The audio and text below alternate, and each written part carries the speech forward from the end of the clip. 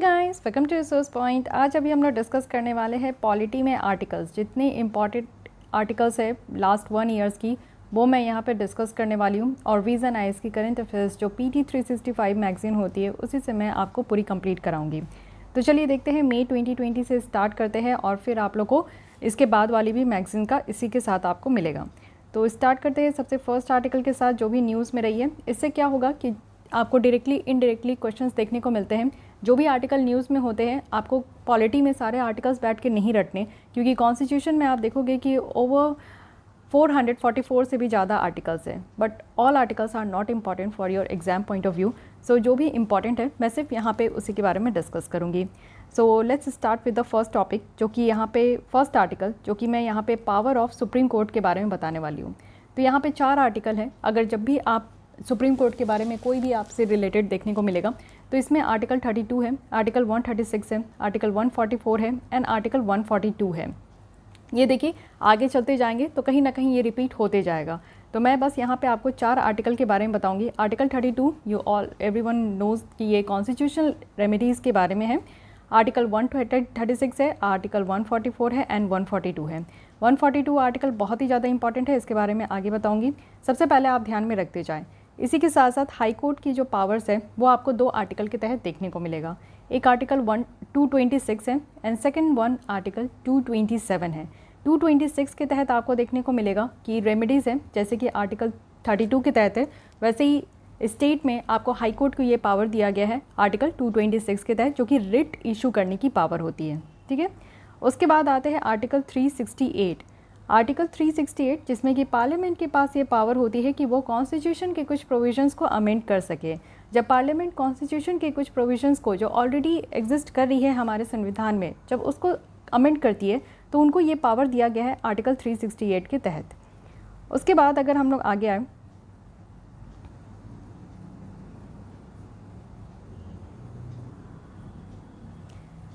Impeachment की बात की जा रही है, वो भी इम्पीचमेंट ऑफ प्रेसिडेंट।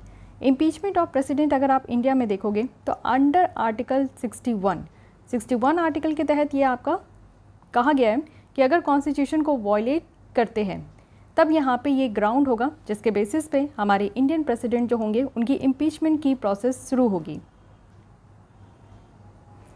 उसके बाद प्रेसिडेंट एंड गवर्नर है, इनको कई तरीके की पावर दी गई है और उसमें से एक पावर होती है पार्डनिंग पावर, क्षमादान पावर जिसे हम लोग कहते हैं।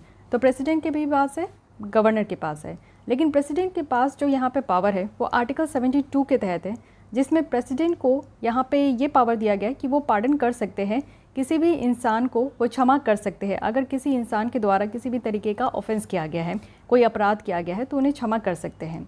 लेकिन अगर गवर्नर की बात करें स्टेट में, तो ये आर्टिकल 161 है, जिसके तहत स्टेट के जो गवर्नर होते हैं उनको पार्डनिंग पावर दिया गया है। ठीक है, आर्टिकल 72 निकल कर आता है। आर्टिकल 72 में है कि प्रेसिडेंट ऑफ इंडिया जो हमारे देश में काम करते हैं, वो कैबिनेट के एडवाइस पे काम करते हैं। उनके पास ये पावर है कि वो पार्डन कर सकते हैं, क्षमा कर सकते हैं, रिप्राइव कर सकते हैं, रिस्पाइट कर सकते हैं, और जो पनिशमेंट है उसको रिमिशन कर सकते हैं। इट मीन्स कि अगर कोई भी तरीके की पनिशमेंट दी गई है तो उसको पूरी तरीके से पार्डन कर सकते हैं, एकदम से उसको ख़त्म कर सकते हैं, छूट दे सकते हैं, फ्री कर सकते हैं उस पनिशमेंट से।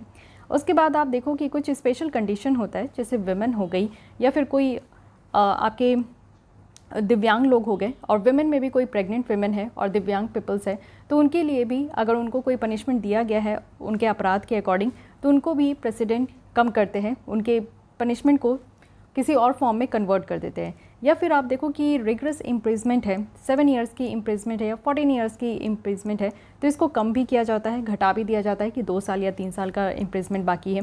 तो इस तरीके से आप देखो कि यहाँ पे आर्टिकल 72 के तहत प्रेसिडेंट को ये पावर है कि वो यहाँ पे कैबिनेट के एडवाइस पे काम करते हैं। फिर आते हैं यहाँ पे सब कैटेगराइजेशन ऑफ OBC। तो OBC के सब कैटेगराइजेशन पे काफ़ी बात होती है। तो ये आप देखो कि जो इन्वेस्टिगेट करने का पावर है प्रेसिडेंट के पास, वो भी किसकी, तो बैकवर्ड क्लासेस के कंडीशंस को लेकर। तो यहाँ पे प्रेसिडेंट जो है एक कमीशन अपॉइंट करती है। तो ये जो पावर प्रेसिडेंट को दिया गया, ये पावर आर्टिकल 340 के तहत दिया गया कि कुछ ऐसे कमीशंस वो यहाँ पे अपॉइंट कर सकते हैं जो कि बैकवर्ड क्लासेस की क्या कंडीशंस है उसको इन्वेस्टिगेट करने के लिए। नेक्स्ट आते हैं अंडर फंडामेंटल राइट्स, जिसमें कि आर्टिकल 16 सब क्लॉज 4 है। This article is very important क्योंकि ये आपका डायरेक्टली रिलेटेड है रिजर्वेशन से, 27% reservation in job in central government services and public sectors units. ये कहा गया है यहाँ पे किसको दिया गया है, तो ये बैकवर्ड क्लासेस को दी गई है और साथ ही साथ ये चीज़ें आपकी लाई गई थी मंडल कमीशंस के द्वारा।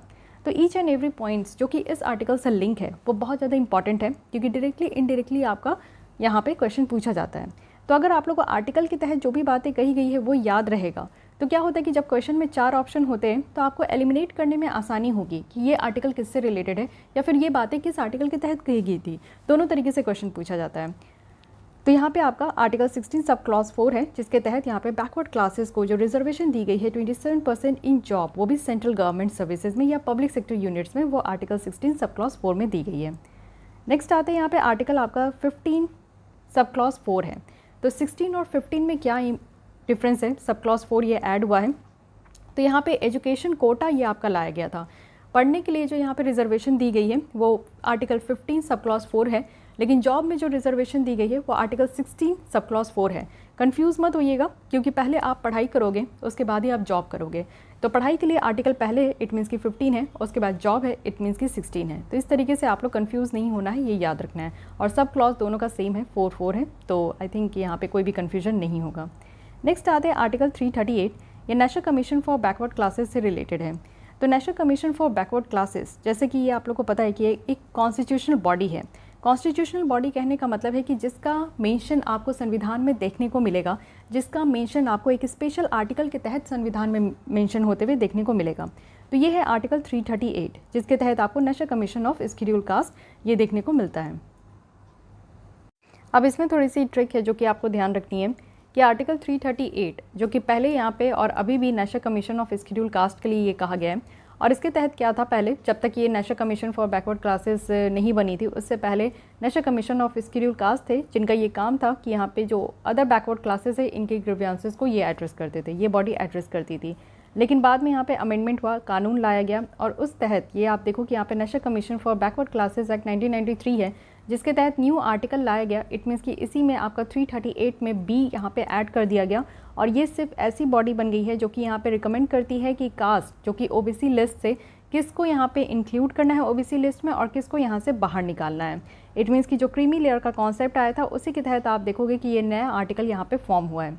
इसी के साथ 123 कॉन्स्टिट्यूशनल अमेंडमेंट बिल, जिसमें कि 102 constitutional amendment act, please don't confuse between bill and act. Number of bill जो है वो हमेशा आपको ज़्यादा देखने को मिलेगा as comparison to number of act, क्योंकि सारे बिल जो यहाँ पे इंट्रोड्यूस होते हैं लोकसभा राज्यसभा में वो कानून नहीं बनते, कुछ वहाँ पे आपका लैप्स भी हो जाता है या फिर कुछ ख़त्म भी हो जाते हैं। तो इसलिए हमेशा आपका बिल का नंबर ज़्यादा होगा। तो यहाँ पे 123 यहाँ पे बिल है और 102 यहाँ पे अमेंडमेंट एक्ट है, जिसके तहत कॉन्स्टिट्यूशनल स्टेटस दिया गया है national commission for backward classes को। ठीक है, तो ये आपका जो है कॉन्स्टिट्यूशनल अमेंडमेंट, ये आपका कॉन्स्टिट्यूशनल स्टेटस दिया गया है, जिसके तहत national commission for backward classes को ये पावर दी गई है कि वो यहाँ पे सोशली और इकोनॉमिकली जो बैकवर्ड क्लासेस है उनको यहाँ पे ये देखे। ठीक है, साथ ही आप देखो कि इस अमेंडमेंट के थ्रू 2 यहाँ पे चेंजेस की गई थी।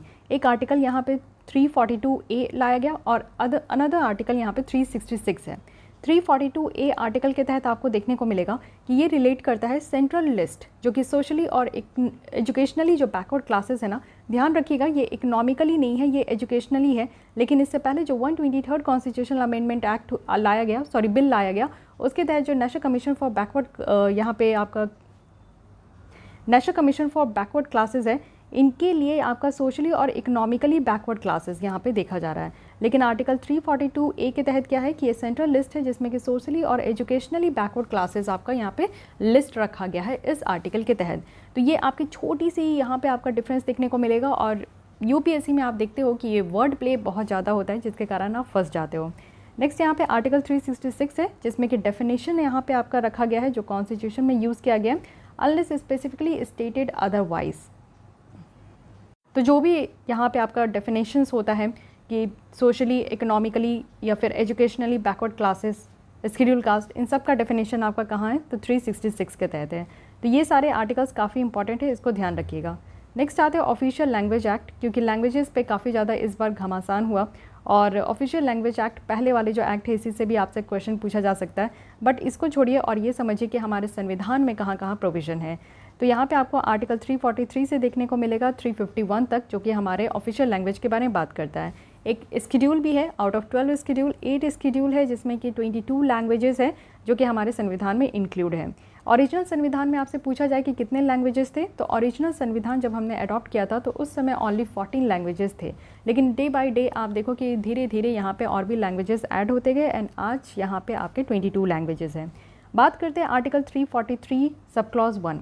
हमारे संविधान में कहा गया है कि हिंदी देवनागरी स्क्रिप्ट में ये हमारा ऑफिशियल लैंग्वेज होने वाला है पूरा यूनियन का। इट मीन्स कि देश का जो एक ऑफिशियल लैंग्वेज है वो हिंदी होगा देवनागरी स्क्रिप्ट में। उसी के साथ सब क्लॉज 3 में यहाँ पे कहा गया है कि इंग्लिश को इवन 25 जनवरी 1965 के बाद भी इसको कंटिन्यू किया गया है और पार्लियामेंट को ये हक दिया गया है, एम्पावर किया गया है कि वो कानून बना सकते हैं इंग्लिश में ही, इंग्लिश को कंटिन्यू करने की बात की गई है। साथ ही यहाँ पे 344 आर्टिकल का कहना है यहाँ पे कि एक कमीशन यहाँ पे प्रेसिडेंट के द्वारा बनाया जाएगा और वो भी जब से यहाँ पे कॉन्स्टिट्यूशन कमेंस हुआ है उसके कुछ साल 5 इयर्स के बाद जब एक्सपायर हो जाएगा। सो आर्टिकल 344 में बात ये कही जा रही है कि जब से कॉन्स्टिट्यूशन कमेंस हुआ है उसके 5 साल के बाद, यानी कि जब एक्सपायरी हो जाएगा, expirations of 5 years from the commencement of the constitution, तो प्रेसिडेंट को ये अधिकार है कि वो यहाँ पे कमीशन बना सकते हैं for official language. It means कि अगर डिस्कस करना है कि ऑफिशियल लैंग्वेज क्या रखनी चाहिए, कुछ चेंज करना है कि नहीं करना है, या फिर देखना है, कुछ इन्वेस्टिगेट करना है, या फिर कुछ सर्वे करनी है, तो उन सब के लिए यहाँ पे प्रेसिडेंट को रखा गया है कि वो यहाँ पे कमीशन बना सकते हैं। ठीक है।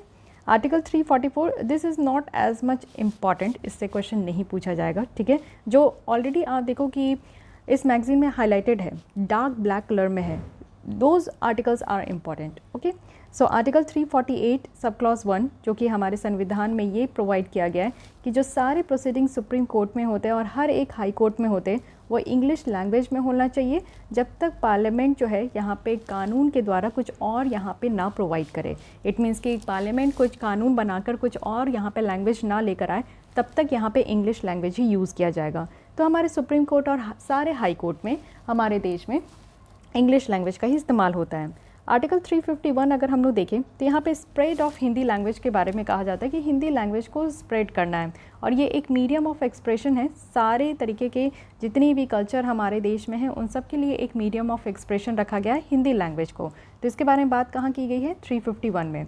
343 में क्या है कि यहाँ पे हिंदी देवनागरी के स्क्रिप्ट में ये हमारा ऑफिशियल लैंग्वेज माना गया है। इसी के सब क्लॉज 3 में क्या है कि इंग्लिश को कंटिन्यू रखा गया है।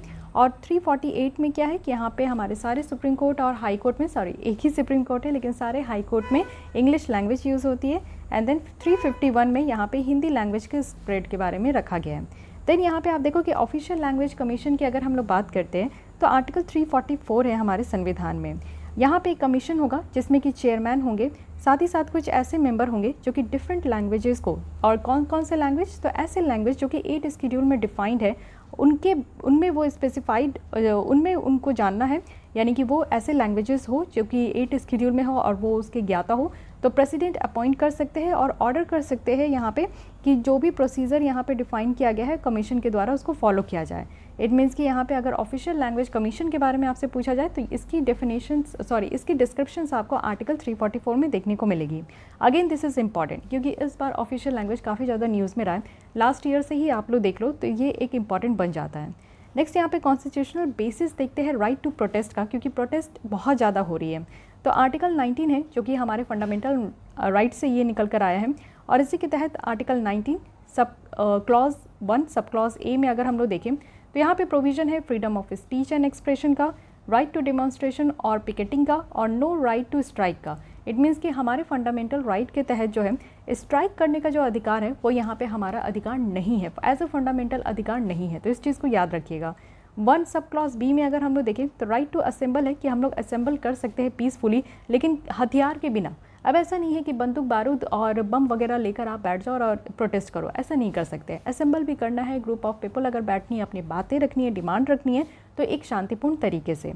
आर्टिकल 19 सब क्लॉज 2nd और 3rd में देखें तो यहाँ पे स्टेट को पावर दिया गया है कि वो रीजनेबल रेस्ट्रिक्शन लगा सकते हैं। जैसे आप देखो कि पंजाब और हरियाणा में अभी भी फार्म्स बिल को लेकर किसानों के द्वारा प्रोटेस्ट किया जा रहा है।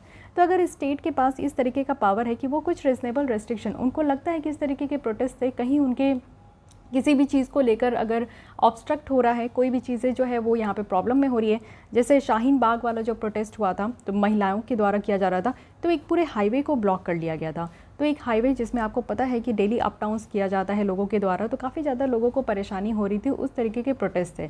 तो वहाँ पे क्या होता है कि स्टेट को ये पावर दिया गया कि कुछ आप रीजनेबल रेस्ट्रिक्शन लगा सकते हैं। इट मीन्स कि ओपनली किसी को इतना फ्रीडम नहीं दिया गया कि आप प्रोटेस्ट के नाम पर कुछ भी कर सको। तो ये बातें कहाँ रखी गई है, 19, 2 और 3 में, ये ध्यान रखना है आपको। तो यहाँ पे हमारा ये एक पार्ट कंप्लीट हुआ। सेकंड देखते हैं कि पार्लियामेंट, स्टेट लेजिस्लेचर और लोकल गवर्नमेंट से रिलेटेड कौन कौन से यहाँ पे आर्टिकल्स इंपॉर्टेंट होते हैं। तो पार्लियामेंट चैप्टर, जैसे कि आप पॉलिटी में देखते हो कि एक बहुत बड़ी चैप्टर है और इससे क्वेश्चंस हमेशा आते हैं, चाहे आप स्टेट पीसीएस दो, चाहे आप एसएससी सीजीएल दो, चाहे आप यूपीएससी दो। तो ये जो लेक्चर है ये आपको हर एक एग्जाम में काफ़ी इंपॉर्टेंट दिलाएगा। इवन जहाँ पे भी आपका जीके पूछा जाता है उस एग्ज़ाम में भी आपको ये जो लेक्चर है ये काफ़ी हेल्पफुल होने वाली है। तो यहाँ पे हम लोग देख लेते हैं कि कौन कौन से आर्टिकल्स जो है वो न्यूज़ में है और जो इम्पॉर्टेंट है।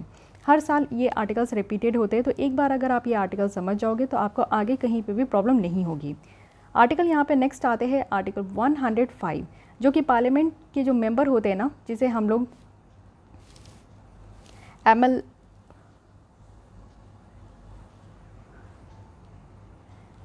MP कहते हैं, उनकी प्रिविलेजेस को लेकर जो बातें की गई है वो आर्टिकल 105 में की गई है। वहीं अगर हम लोग यहाँ पे बात करें आर्टिकल 118, तो आर्टिकल 118 के तहत यहाँ पे पार्लियामेंट की ऑथोरिटी है जो कि रूल्स बना सकते हैं, जिसके तहत जो है जितनी भी लोकसभा और राज्यसभा में जो भी यहाँ पे आपका बिजनेसेस कंडक्ट किया जाता है उन सारे की प्रोसीजर्स जो है यहाँ पे पार्लियामेंट के पास ऑथोरिटी है कि वो इसको बना सकते हैं।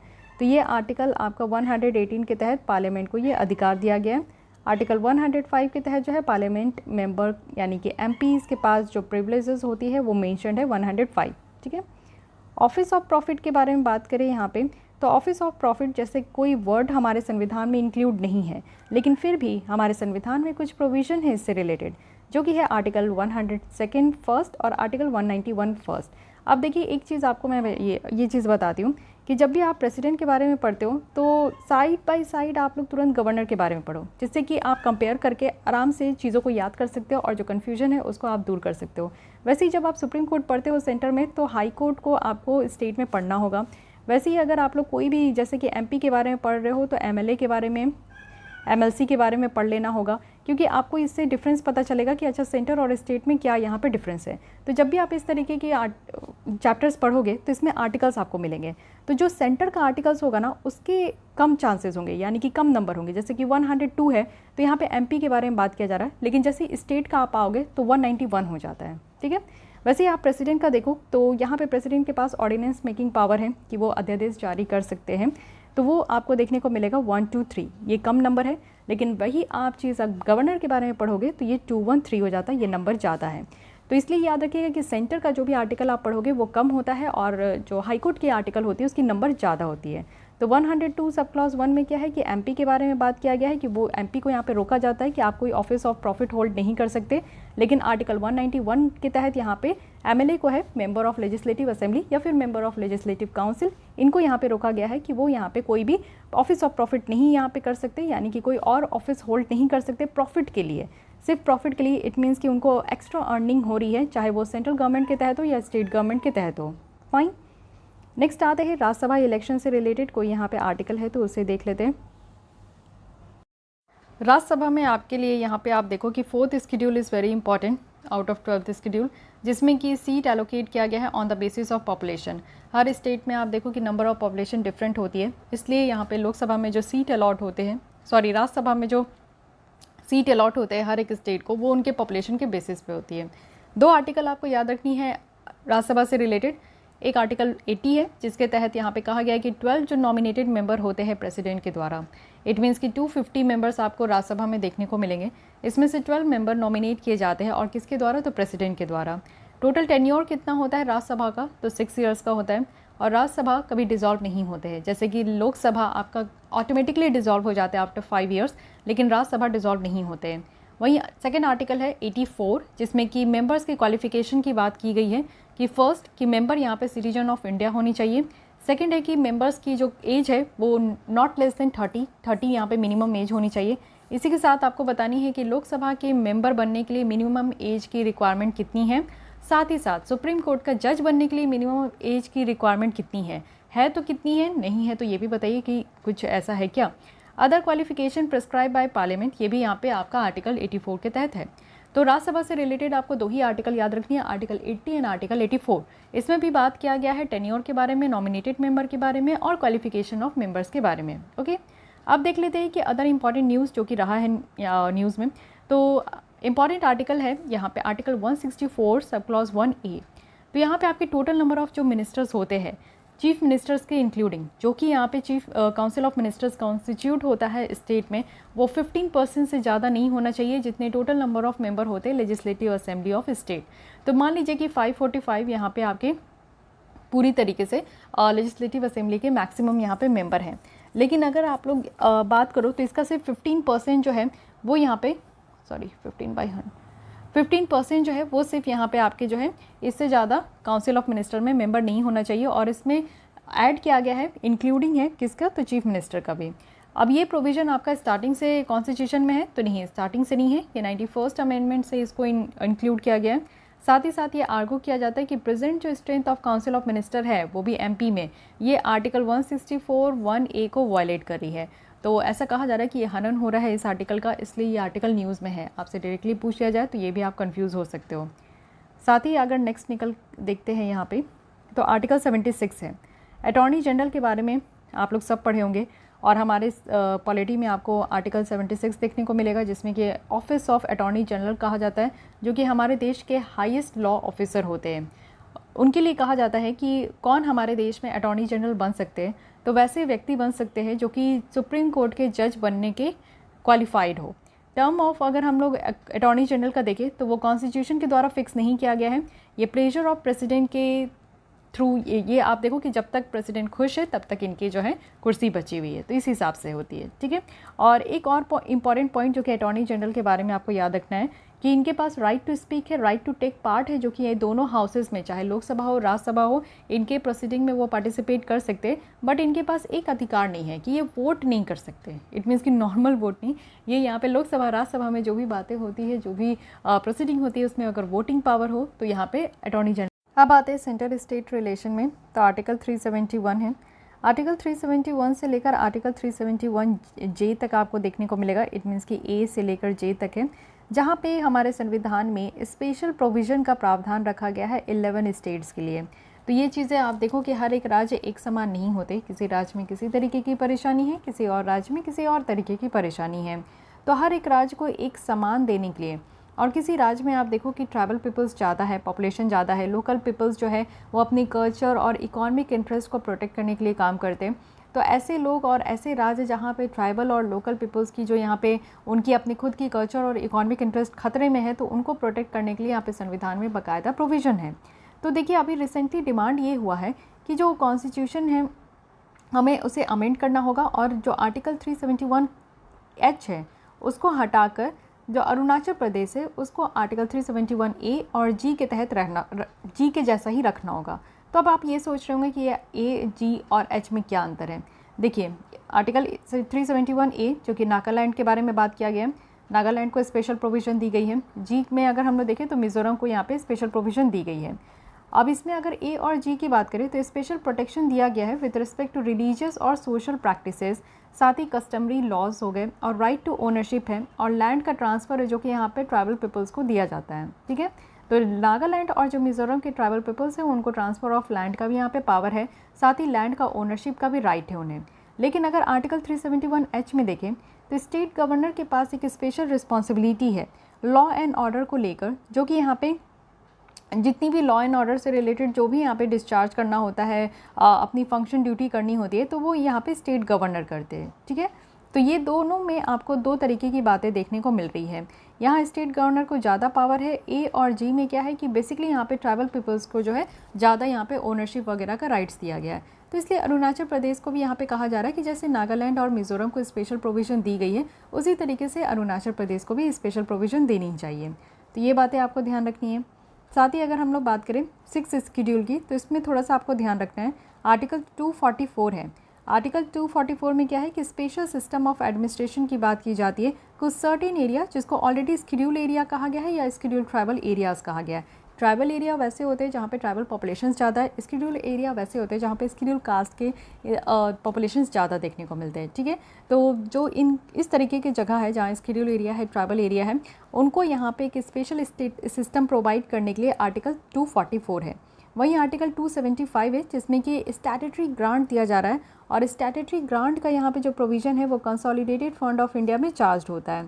तो ये बातें रखी गई है 275 में। ठीक है, ग्रांट मीन्स आप लोग देखते हो कि सेंट्रल गवर्नमेंट जो है स्टेट गवर्नमेंट को पैसे के रूप में मदद करती है जब यहाँ पे कुछ डिमांड किया जाता है स्टेट गवर्नमेंट के द्वारा।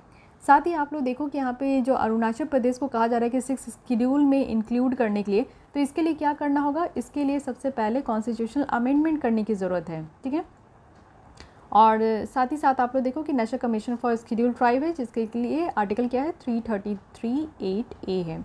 333(8)B क्या था, तो 333(8)B national commission for backward classes था। 333(8) क्या है, इसकी ये शेड्यूल कास्ट है, ये शेड्यूल ट्राइब है और ये OBC है। ठीक है, ये तीनों आपको आर्टिकल याद रखना है।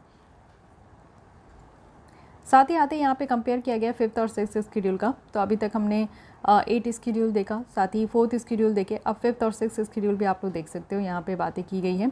तो इसको मैं ज़्यादा डेप्थ में नहीं पढ़ाऊँगी, शेड्यूल का होगा तो मैं लास्ट में आपको बता दूँगी या फिर नेक्स्ट लेसन उसके लिए मैं प्रोवाइड कर दूँगी। अब नेक्स्ट यहाँ पे देखते हैं कि बोरोइंग पावर सेंट्रल और स्टेट गवर्नमेंट के लिए क्या क्या है। तो कॉन्स्टिट्यूशनल प्रोविज़न आप देखो कि सेंटर के लिए आर्टिकल 292 के तहत सेंट्रल गवर्नमेंट को यहाँ पे अनरेस्ट्रिक्टेड पावर है कि वो यहाँ पे बोरो कर सकते हैं, और साथ ही साथ आप देखो subject to limit set by parliament, जो कि पार्लियामेंट के द्वारा यहाँ पे सेट किया गया है, उसी लिमिट के अधीन सेंट्रल गवर्नमेंट को अनलिमिटेड पावर है कि वो बोरो कर सकते हैं।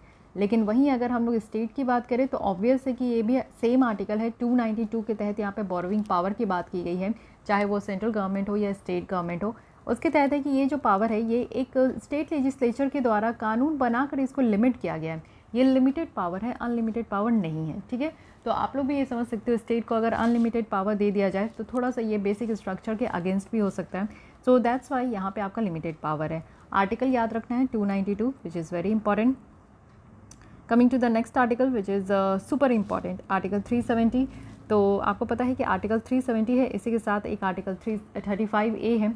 तो जब भी आप आर्टिकल 370 पढ़ो 35A मस्ट हैव है। ओके, तो 370 में क्या है कि एक टेम्पररी प्रोविज़न दी गई है with respect to the state of Jammu Kashmir. जैसे हम लोग 371 देखे थे जिसमें कि 11 स्टेट को स्पेशल प्रोविज़न दिया गया था, उसी तरीके से एक जम्मू एंड कश्मीर है जिसको कि टेम्पररी प्रोविजंस दी गई है कि चलो ठीक है टेम्पररी पीरियड के लिए कुछ टाइम के लिए एक स्पेशल प्रोविजंस दे दिया जाए।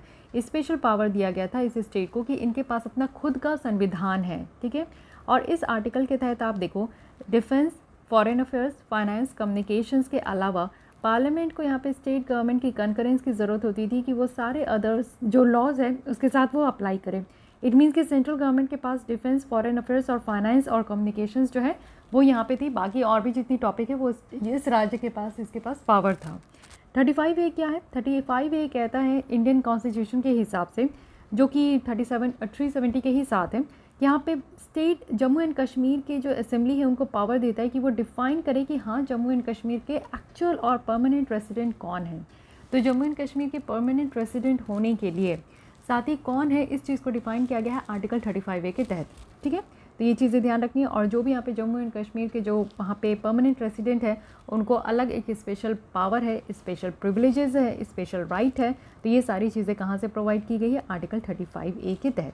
ठीक है, उसके बाद आते हैं आर्टिकल 356 जिसके तहत प्रेसिडेंट रूल की बात करते हैं हम लोग।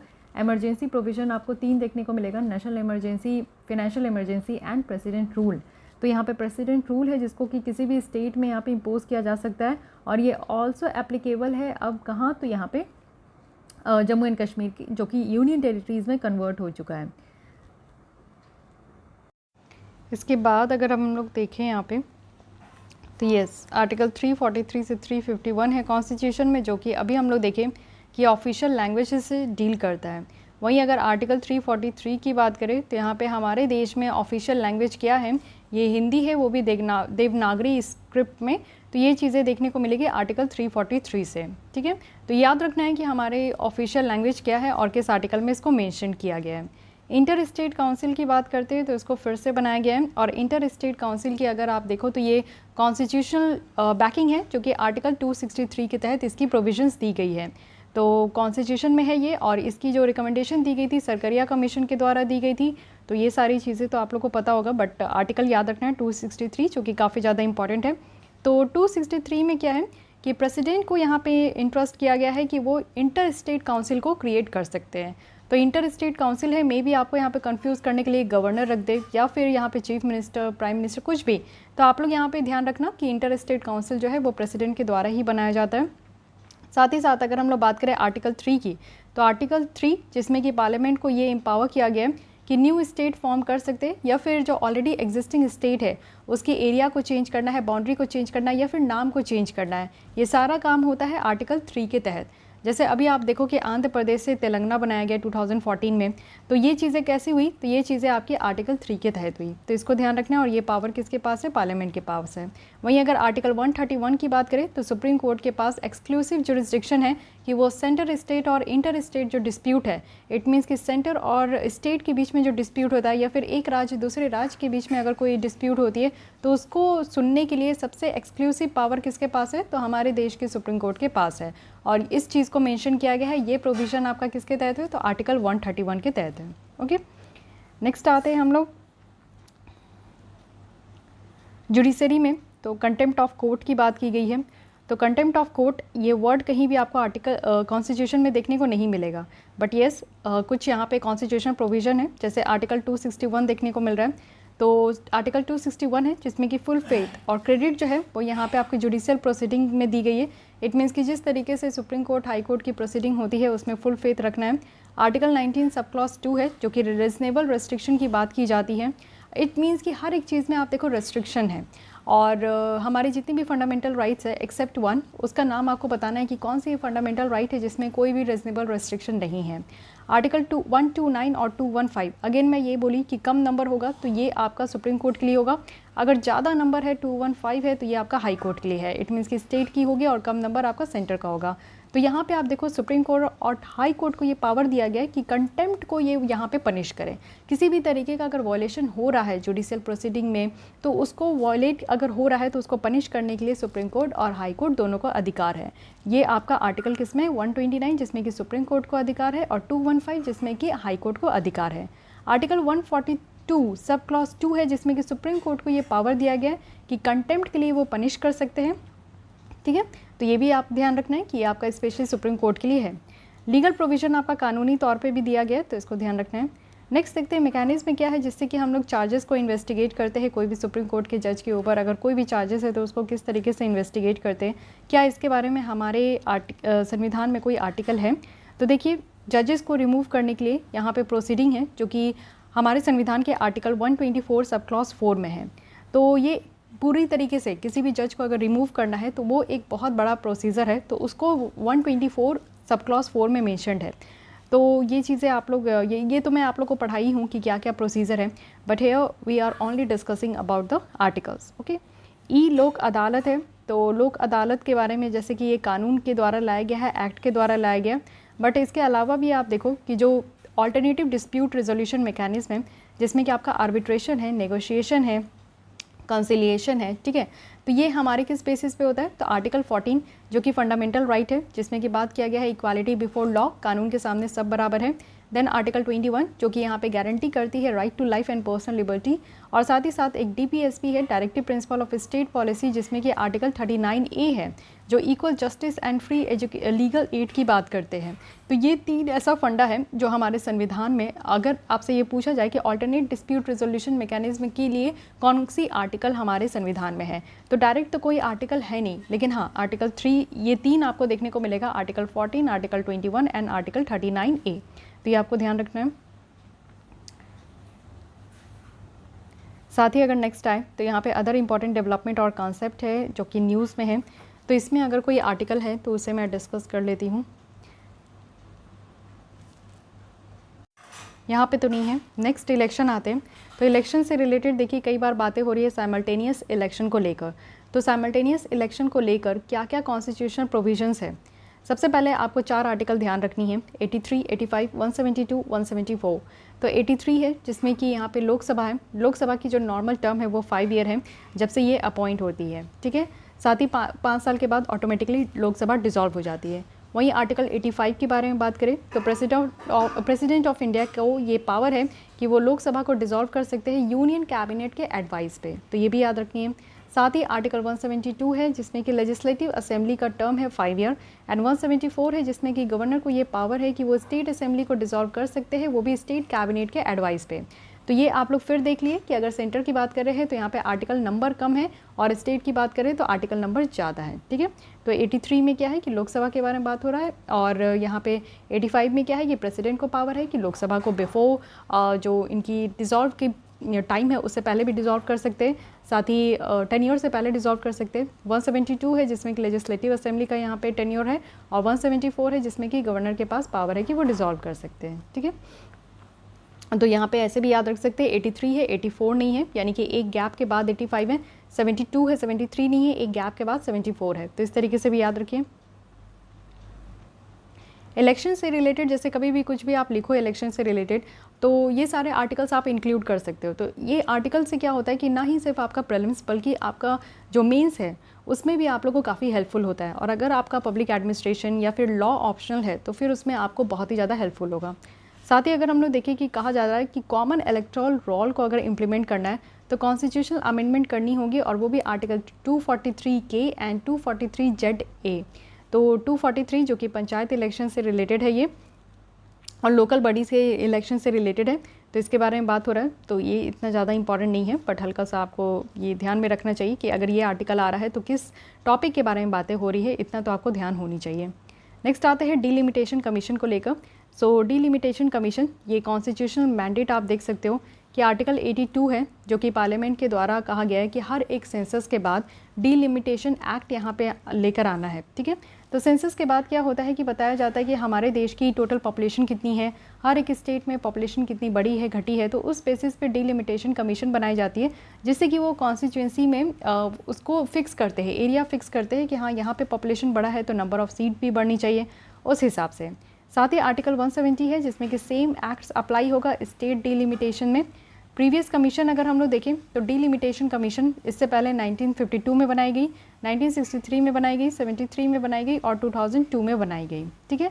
तो ये भी चीज़ें ध्यान रखनी है। 2 आर्टिकल आपको डिलिमिटेशन कमीशन से याद रखनी है, first one is 82 and second one is 170, okay.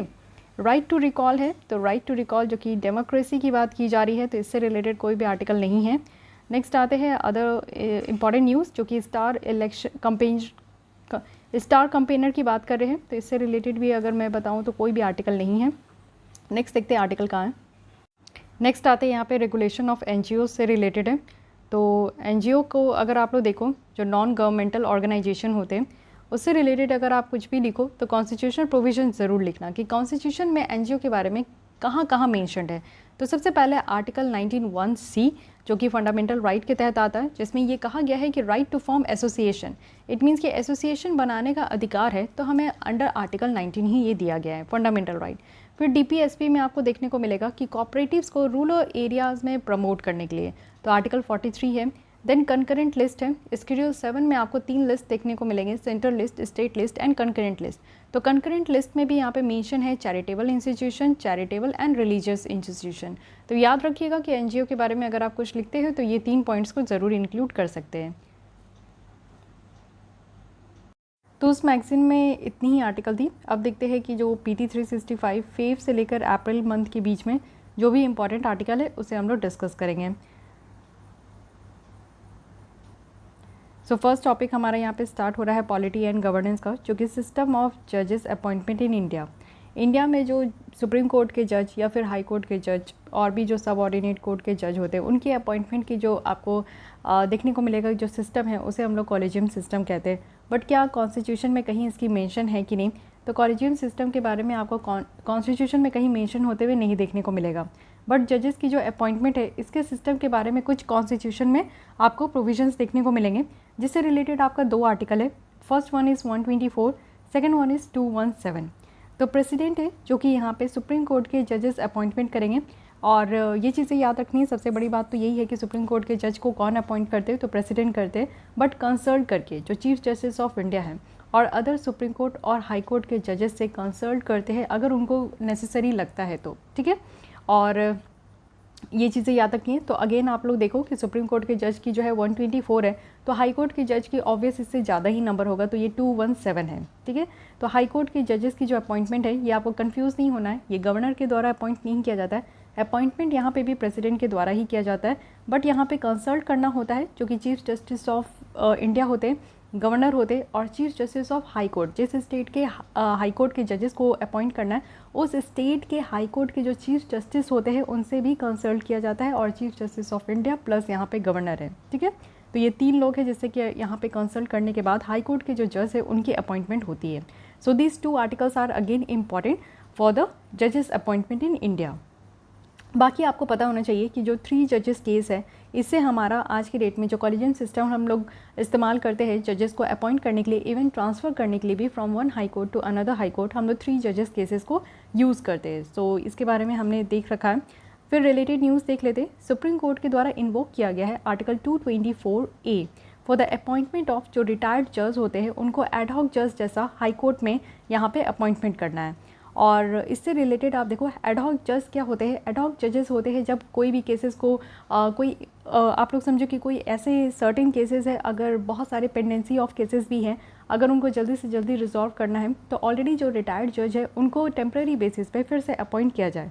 तो क्या इसके लिए प्रोविज़न है कि नहीं, तो यहाँ पे आप लोग देखो कि 3 आर्टिकल है, article 127, article 224 and article 224A।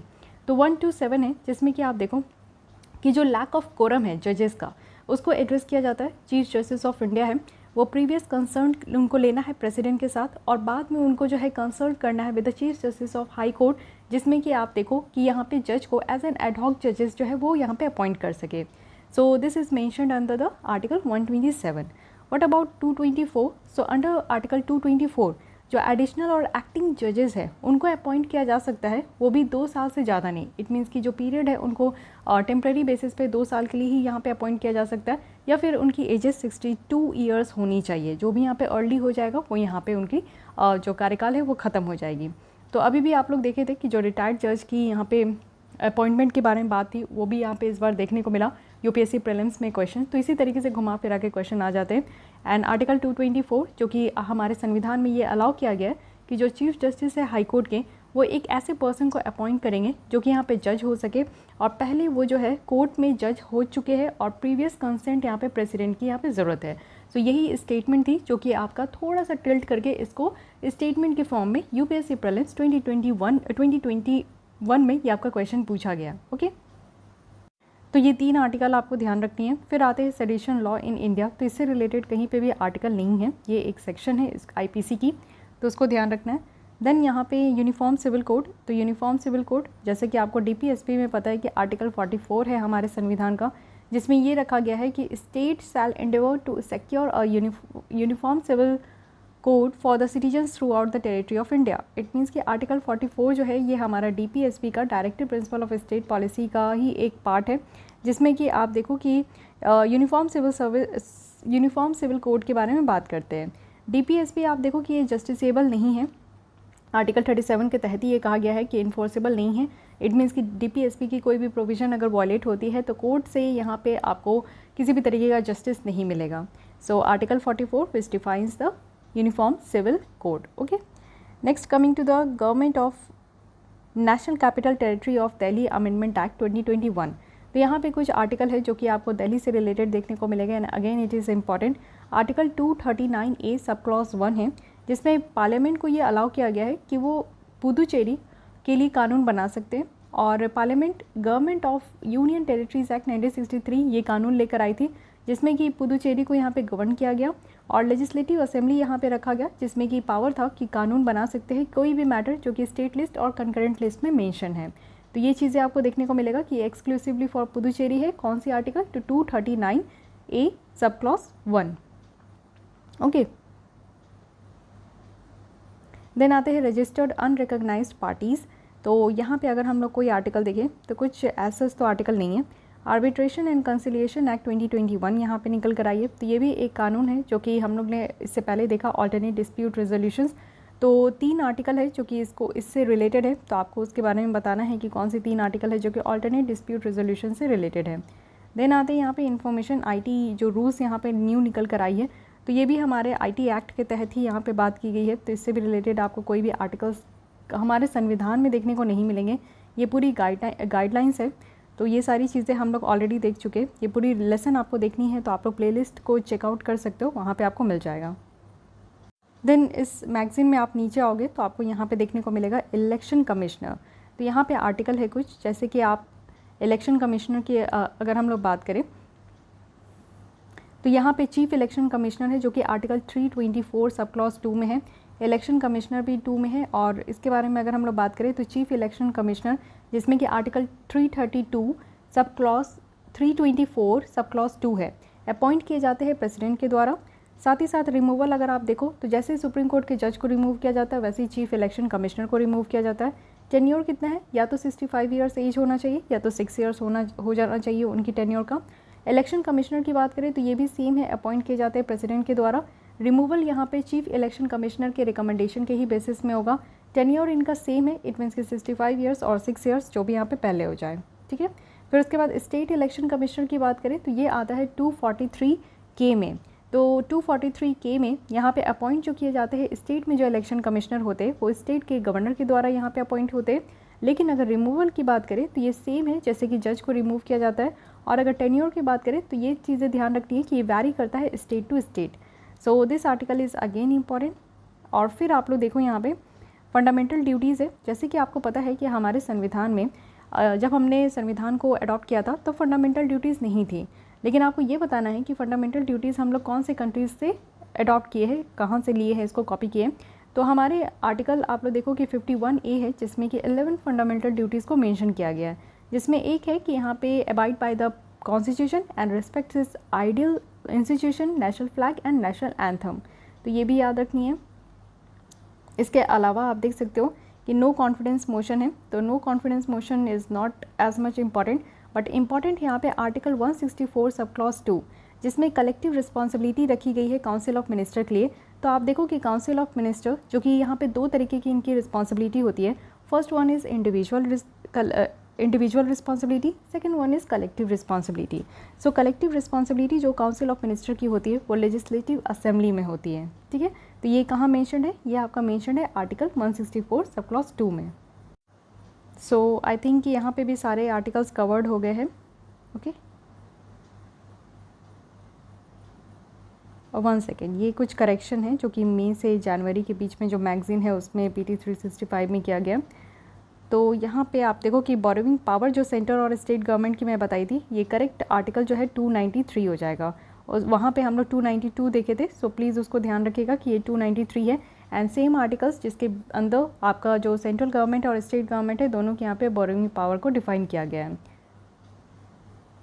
उसके अलावा एक और आर्टिकल हमने देखा था, आर्टिकल 124 सब क्लॉज 4 जिसमें कि रिमूवल प्रोसीजर है जजेस के लिए। लेकिन जिस तरीके से जो प्रोसीजर है जज को रिमूव करने का वो जजेस इंक्वायरी एक्ट 1968 के तहत ये होता है। तो कुछ मिस्टेक्स हो जाते हैं मैगजीन्स में जिसको नेक्स्ट मैगजीन में ये लोग यहाँ पे करेक्ट कर देते, तो इसके लिए आप लोग को टेंशन नहीं लेनी है। So this is all about इस मंथ की, अप्रैल मंथ तक का यहाँ पे आर्टिकल है। नेक्स्ट मंथ की हम लोग देखते हैं। नेक्स्ट मैगजीन में आते हैं PT 365 की, जो कि हम लोग यहाँ पे अप्रैल तक देखे थे। अब ये है मई और जून की। तो मई जून मंथ में देख लेते कि कौन कौन सी आर्टिकल यहाँ पे काफ़ी ज़्यादा इंपॉर्टेंट रही हैं, सो डैट आपका यहाँ पे रिवीजन हो जाए। सो फर्स्ट आर्टिकल है ट्रिब्यूनल्स। तो ट्रिब्यूनल्स के बारे में आप लोग देख सकते हो कि ये भी हमारे संविधान में ओरिजिनली इंक्लूड नहीं था, बट बाद में आप लोग देखो कि इसको इंक्लूड किया गया है स्वर्ण सिंह कमेटी के रिकमेंडेशन से। सो 42nd कॉन्स्टिट्यूशनल अमेंडमेंट किया गया 1976, जिसके तहत 2 आर्टिकल इंक्लूड किए गए। First one is article 323A and 323B। So 323A जो है ये एक्सक्लूसिवली यहाँ पे आपका मैटर देखा जाता है कैट से रिलेटेड, इट मीन्स कि सेंट्रल एडमिनिस्ट्रेटिव ट्रिब्यूनल इसे कहते हैं। एंड आर्टिकल 323B है जिसमें कि अदर मैटर्स के लिए देखते हैं। तो ये दोनों आर्टिकल भी याद रखनी है। एंड नेक्स्ट आते हैं राइट टू बी फॉरगेटन। तो ये जो फॉरगोटन है ये हम लोग यूरोपियन कि जो GDPR है, जनरल डेटा प्रोटेक्शन रेगुलेशन, उससे हम लोग निकाल के लाए हैं इस फैक्ट्स को। और साथ ही हमारे यहाँ कुछ एक बिल आया है जिसमें कि पर्सनल डेटा प्रोटेक्शन बिल लाया गया है, जिसके थ्रू जितनी भी पर्सनल डेटा है, राइट टू प्रिवेसी है, उसको यहाँ पे कानूनी तौर पर लागू करने की बात की जा रही है। लागू तो है, बट यहाँ पे आप लोग देखो कि जो भी डेटा प्रोटेक्शंस की यहाँ पे बात की जाएगी, कानून लाया जाएगा डेटा को प्रोटेक्ट करने के लिए। और रूल ऑफ लॉ है, और इंडियन कॉन्स्टिट्यूशन में देखते हैं कि रूल ऑफ लॉ किस किस आर्टिकल के तहत यहाँ पे गवर्न होता है। So first one is article 13, जो कि हमारे फंडामेंटल राइट्स के तहत आते हैं, which provides the judicial review of the law. Then comes to the article 14, जिसमें इक्वालिटी बिफोर लॉ और इक्वल प्रोटेक्शन ऑफ लॉ ये इंश्योर किया गया है। Then comes to the article 21, जिसमें कि आपको देखने को मिलेगा कि आपका राइट टू लाइफ है, एंड यहाँ पे check against arbitrary executive actions भी है। तो ये 3 आर्टिकल है जो कि रूल ऑफ लॉ से यहाँ पे आपका रिलेटेड है। ओके, नेक्स्ट यहाँ पे हम लोग आते हैं सिटीजन चार्टर है। So this is not as much important तो है क्योंकि आपके सिलेबस में है UPSC के, बट इसमें आपका कोई आर्टिकल नहीं है। देन ऑफिशियल लैंग्वेज, आप लोग देख सकते हो कि ये टॉपिक कितना ज़्यादा इंपॉर्टेंट है, फिर से ये न्यूज़ में है और फिर से आपकी रिवीजन हो जाएगी आर्टिकल 343 से आर्टिकल 351, जिसके बीच में हम लोग यहाँ पे पार्ट 17 है, जिसमें कि ऑफिशियल लैंग्वेज के बारे में डील किया गया है। 8 स्कीड्यूल है, जो कि आपका 344 क्लॉज 1 एंड 351 ये आपका रखा गया है। ठीक है, लैंग्वेज को जो ऐड किया जाता है 8 स्कीड्यूल में, ये कॉन्स्टिट्यूशनल अमेंडमेंट करके किया जाता है। एक और आर्टिकल है 345 आर्टिकल, जिसमें कि ये कहा गया है कि जो लेजिस्लेचर है स्टेट के, वो अडॉप्ट कर सकते हैं एक या एक से ज़्यादा लैंग्वेजेस को जो भी उस स्टेट में यूज़ होता है, और हिंदी एज ए लैंग्वेज रहेगा, और लैंग्वेजेस जो भी यहाँ पे यूज़ किया जाएगा वो ऑफिशियल पर्पस होगा उस स्टेट का। तो इट मीन्स कि ऐसा नहीं है कि इंग्लिश लैंग्वेज को ही थोप दिया गया है। इंग्लिश लैंग्वेज आपका सुप्रीम कोर्ट और हाई कोर्ट में यूज़ होती है, बट इसके अलावा आप देखो कि हिंदी लैंग्वेज जो है ऑफिशियल लैंग्वेज है, लेकिन इसके अलावा अगर कोई राज्य चाहते हैं कि उनकी एक से ज़्यादा लैंग्वेज हो, उनकी लोकल लैंग्वेज भी यूज़ हो, तो वो आर्टिकल 345 के तहत इनको दिया गया है। So this article is again very important, तो इसको ध्यान रखना है। नेक्स्ट तो ऐसी कोई आर्टिकल रही नहीं, तो इस मैगजीन में भी ये 2-3 ही आर्टिकल थी। तो नेक्स्ट PT 365 में देख लेते हैं। ये एक्सटेंडेड मटेरियल है, जिसमें कि जुलाई और अगस्त मंथ में जो भी आर्टिकल इंपॉर्टेंट है वो देख लेंगे हम लोग। ठीक है, तो मई 2020 से ये आपका अगस्त 2021 के बीच में जो भी आर्टिकल्स इंपॉर्टेंट है वो हम लोग यहाँ पे फाइनली कवर कर रहे हैं। So this one is the last magazine. तो सबसे फर्स्ट आर्टिकल देखते हैं 97 कॉन्स्टिट्यूशनल अमेंडमेंट एक्ट, जिसके तहत आप लोग देखो कोऑपरेटिव सोसाइटीज़ की जो यहाँ पे बात है वो निकल कर आई, एंड इसके तहत तो आपको देखने को मिलेगा 3 अमेंडमेंट हुआ। सबसे पहले आर्टिकल 19(1) सब क्लॉज C देखने को मिलेगा, जहाँ पे लिखा गया है कि फ्रीडम है, फंडामेंटल राइट है कि एसोसिएशन फॉर्म कर सकते हैं, यूनियन और कोऑपरेटिव सोसाइटीज़ फॉर्म कर सकते हैं। तो डायरेक्टली आपसे पूछा जा सकता है कि आर्टिकल 19(1) ये किससे रिलेटेड है, तो C फॉर यहाँ पे कोऑपरेटिव सोसाइटीज़ है, इस तरीके से याद रख सकते हैं। देन आर्टिकल 43B है, जो कि आपका DPSP के तहत आता है, जिसमें कि ये कहा गया है कि स्टेट को भी यहाँ पे प्रमोट करना चाहिए कि वॉलेंट्री फॉर्मेशन हो, ऑटोनोमस फंक्शनिंग कर सके, डेमोक्रेटिक कंट्रोल हो और प्रोफेशनल मैनेजमेंट हो सके कोऑपरेटिव सोसाइटीज़ की। तो फंडामेंटल राइट के भी तहत है, DPSP के तहत है, और साथ ही साथ एक न्यू पार्ट ऐड किया गया जो कि 9B है हमारे संविधान में। तो ये कोऑपरेटिव सोसाइटी है, और कोऑपरेटिव एक यहाँ पे स्टेट सब्जेक्ट है, ये भी आपको याद रखना है। ठीक है, नेक्स्ट हम लोग यहाँ पे आते हैं कास्ट सेंसस। तो कास्ट सेंसस तो काफ़ी इंपॉर्टेंट है, बट इससे रिलेटेड कोई आर्टिकल नहीं। Inter state river dispute, yes, यहाँ पे एक इंपॉर्टेंट आर्टिकल है 262। सो यहाँ पे आप लोग देखो कि जो भी यहाँ पे डिस्प्यूट है या कंप्लेन है कोई भी वाटर या इंटर स्टेट, एक रिवर एक स्टेट से होकर वो रिवर अगर दूसरे स्टेट में फ़्लो हो रही है, तीसरे स्टेट में फ़्लो हो रही है, तो इससे रिलेटेड जो भी यहाँ पे आपका डिस्प्यूट है वो उसकी एडजुडिकेशन, उसका फैसला जो है सुनाया जाएगा, और ये आपका आर्टिकल 262 के तहत आपको देखने को मिलेगा। ठीक है, नेक्स्ट यहाँ पे आते हैं, ये जुवेनाइल जस्टिस बिल लाया गया था, तो इसमें भी आर्टिकल की ज़रूरत नहीं है। गैम्बलिंग है अगेन, और अदर इंपॉर्टेंट न्यूज़ में देखते हैं कि आपका कॉन्स्टिट्यूशनल बिल 2021 है, 127 है। ओके, तो यहाँ पे इस बिल के हिसाब से देखें तो देखिए 102 जो कॉन्स्टिट्यूशनल अमेंडमेंट एक्ट किया गया था, उससे यहाँ पे national commission for backward classes को कॉन्स्टिट्यूशनल स्टेटस दिया गया था किस आर्टिकल के तहत, तो आर्टिकल 338B। सो आपको ये बताना है कि आर्टिकल 338 में क्या है और आर्टिकल 338A में क्या है। ठीक है, ये दोनों आप लोग बताइए, कमेंट बॉक्स में रिवाइज कीजिए, रिवीजन करते रहिएगा, तो कभी भी कोई भी आर्टिकल को याद करने में दिक्कत नहीं होगी। देन यहाँ पे अगर हम लोग देखें कि इसके तहत 2 आर्टिकल लाया गया, एक तो आर्टिकल 324A है, and second one is article 366। तो 324A में क्या है कि सेंट्रल लिस्ट यहाँ पे डील किया जा रहा है कि सोशली और एजुकेशनली जो बैकवर्ड क्लासेस है उनकी सेंट्रल लिस्ट आपका रखा जाता है आर्टिकल 324A के तहत। एंड आर्टिकल 366 के तहत आप देखो कि यहाँ पे डिफाइन किया गया है कि सोशली और एजुकेशनली बैकवर्ड क्लासेस कौन कौन है। इसी के तहत आप लोग देखो कि सेपरेट ओबीसी लिस्ट यहाँ पे बनाया गया है सेंटर और हर एक स्टेट के द्वारा, और इसके तहत 3 आर्टिकल आपको देखने को मिलेगा। फर्स्ट वन इज़ आर्टिकल 15(4) जिसमें कि एजुकेशन के बेसिस पे यहाँ पे आपका रिजर्वेशन दिया जाता है। देन यहाँ पे 15(5) है, देन 16(4) है जो कि यहाँ पे आपका जॉब में रिजर्वेशन दी जाती है। Okay, so these articles are very important. So यहाँ पे हमारी ये मैगज़ीन भी कंप्लीट होती है, तो आपकी एक साल से ज़्यादा आपको देखने को मिलेगा कि यहाँ पे मैं जितनी आर्टिकल्स है उसको मैं कवर कर चुकी हूँ। तो आई होप कि आपको ये वीडियो अच्छी लगी होगी, हेल्पफुल लगी होगी। अगर इसी तरीके से आप लोग और भी कोई कंबाइंड वीडियोस चाहते हो जो कि आपके लास्ट मोमेंट एग्जाम में काफ़ी हेल्पफुल हो सकती है, तो प्लीज़ सजेस्ट कीजिएगा कमेंट बॉक्स में, मैं उससे रिलेटेड आपको ज़रूर वीडियोज़ प्रोवाइड करने की कोशिश करूँगी। मिलते हैं हम लोग कल 4 बजे फिर से। तो आज के लिए बस इतना ही। Thank you.